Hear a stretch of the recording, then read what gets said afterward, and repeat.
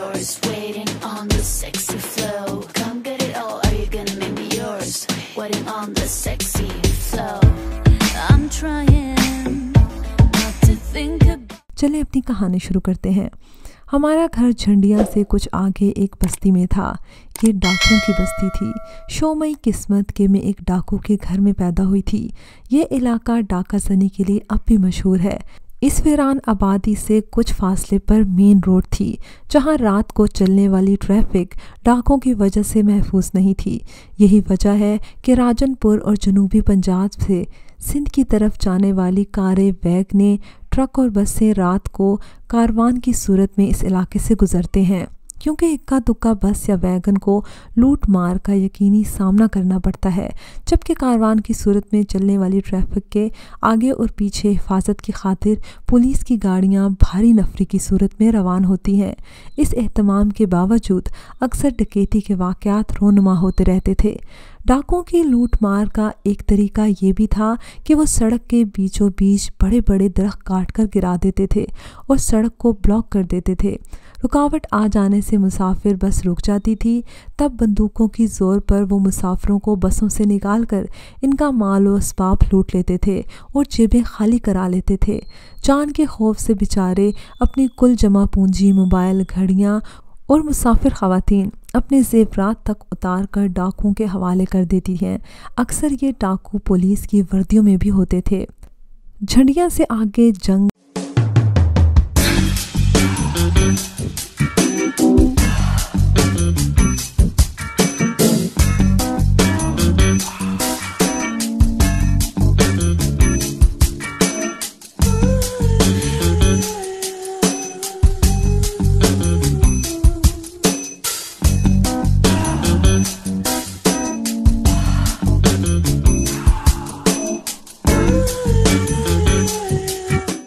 और बयाबान का सुनसान इलाका आता है।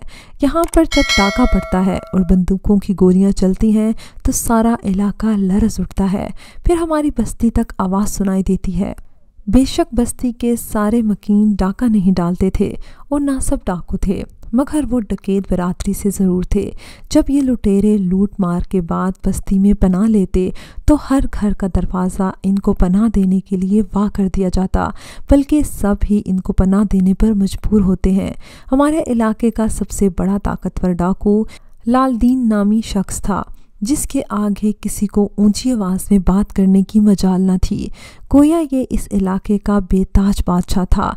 जब लूट मार के बाद लौटता तो बस्ती के हर ज़रूरतमंद को खूब नवाजता था। मेरे वालिद को भी अपने एहसानात तले दबाकर इसने अपना हमनवा बना रखा था। अब्बा अगरचा फितरी तौर पर डाके और लूट मार को पसंद नहीं करते थे, लेकिन वो एक तरह से लालदीन डाकू के दबाव में रहते थे और इसके हुक्म पर नापसंदीदा अमूर सर अंजाम देते थे। जब भी लालदीन को सड़क पर मुसाफिर बसों को लूटना होता, अब्बा को इत्तला करवाता कि तैयार रहो, आज रात हमारे साथ मिशन पर चलना है। अब्बा का निशाना बहुत अच्छा था। वो हर वक्त अपनी बंदूक को तैयार रखते थे। लालदीन के साथ जाते तो बंदूक के साथ कारतूसों की पेटी को गले में डाल लेते थे। वापसी पर लालदीन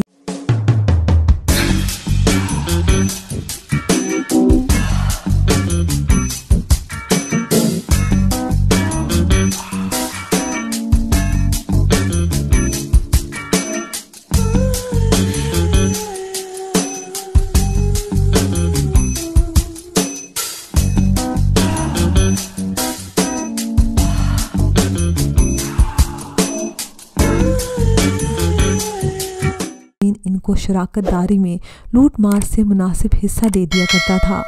मेरी माँ को किस्मत ने एक डाकू की बीवी ज़रूर बना दिया था, मगर वो दिल से एक नेक औरत थी और डाका जनी को अच्छा नहीं जानती थी। अब्बा से आए दिन इस बात पर इसका झगड़ा रहता था।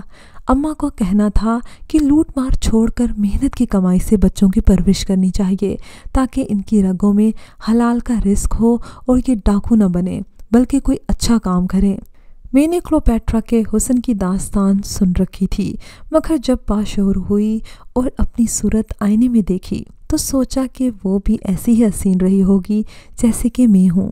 جب لال دین کا ابا سے لوٹے ہوئے مال کے بٹوارے پر جھگڑا ہوا تو غصے میں میرے باپ نے پولیس کو مخبری کر دی کہ اس نے لوٹ مار سے حاصل کردہ مال کہاں چھپا رکھا ہے۔ لال دین کا ٹھکانہ ہماری بستی نہ تھی، وہ کہیں آگے جنگل میں قیام رکھتا تھا اور لوٹ کا مال بھی وہیں چھپا کر رکھتا تھا، جس کی خبر صرف میرے باپ کو تھی۔ جب پولیس نے ریڈ کیا تو لال دین اس روز وہاں موجود نہ تھا، مگر اس کے ٹھکانے سے اس کے 2 ساتھی اور مال برآمد ہو گیا۔ کافی عرصہ وہ غائب رہا۔ بالآخر ایک دن اس نے ابا کو آ لیا، کیونکہ اس کو بخوبی اندازہ تھا کہ ابا نے ہی اس کے بارے میں پولیس کو بتایا تھا۔ اب وہ ابا کے خون کا پیاسا تھا، سو ایک رات ہمارے گھر کی 4 دیواری پھاند کر